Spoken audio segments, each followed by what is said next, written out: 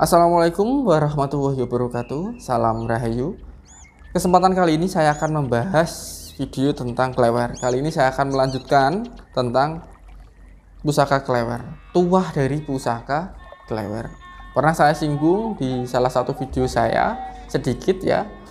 Judulnya kalau nggak salah itu siapa yang boleh menggunakan pusaka klewer. Itu pernah saya bahas tentang siapa yang boleh menggunakan dari tuahnya dan siapa yang cocok untuk gunakan. Nah, untuk lebih lengkapnya saya berikan linknya di sini.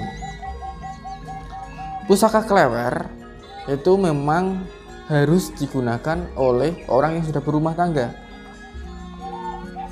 bukan orang yang sedang mencari pasangan atau berpikiran untuk menikmati masa mudanya, mencari wanita atau lawan jenis kesana kesini, atau bisa mau harapannya langsung merentengi sekalian banyak.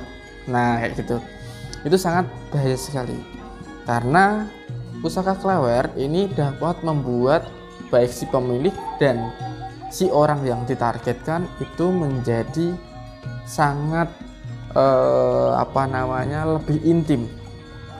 Jadi hubungannya tidak hanya sekedar pacaran atau sekedar dekat, bahkan bisa lanjut ke hubungan yang lebih intim. Kebutuhan biologis ya, kayak gitu lebih lengkapnya. Nah, oleh karena itu maka saya akan menyarankan dan wajib lah, maksudnya jangan sampai digunakan oleh anak muda. Ini juga ada efek negatif dan efek positif digunakan oleh anak muda. Efek negatifnya seperti apa, Mas?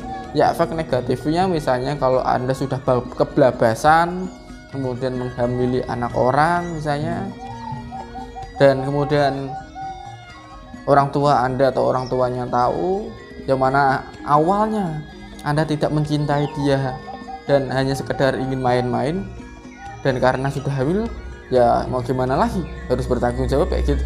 Nah, itu siapa yang rugi? Tidak Anda, kan kayak gitu, nggak bisa mengontrol sifat dan sikapnya. Kemudian ada kasus lain. Dengan senangnya merasa bangga tuah dari pusaka klewer ini sudah dirasakan, Anda pergi dengan pasangan Anda. Kemudian di tempat yang sama ada pasangan lain Anda, atau Anda kan berselingkuh, ceritanya kayak gitu, selingkuh.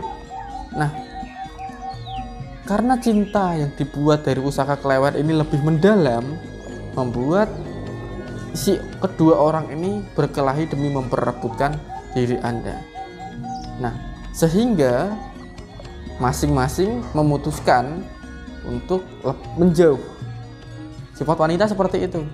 Jadi jangan berbangga kalau wanita Anda kok ketika bertemu dengan selingkuhan Anda kemudian berkelahinya merebutkan diri Anda, jangan bangga. Itu bisa menyebabkan bahaya untuk diri Anda.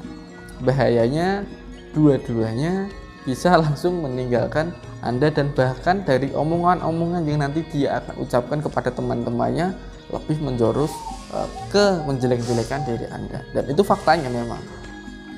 Dan ini akan lebih bagus digunakan oleh orang yang sudah berumah tangga. Kenapa?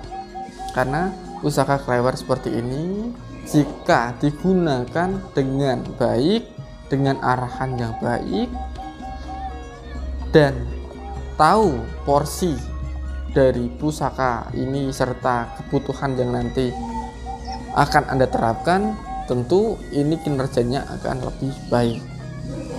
Nah, tak kasih contoh rumah tangga.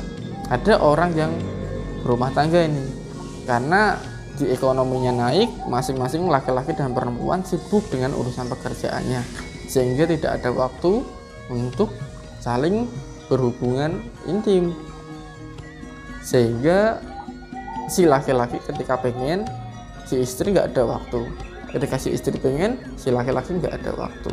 Nah, pusaka ini bisa membualikan harapan atau keinginan yang menolak gitu, pengen tapi menolak. Nah, jadi konsep dari sarana itu memasuki mind, pikiran dari si pengguna atau si target. Jadi masing-masing akan ada ikatan, ketika butuh ini juga akan butuh. Nah, tidak luput juga ya harus ada tanggung jawab untuk pekerjaan. Tidak setiap hari gitu-gitu terus, enggak. Jadi ada porsinya, ada takarannya. Nah, itu yang saya maksudkan.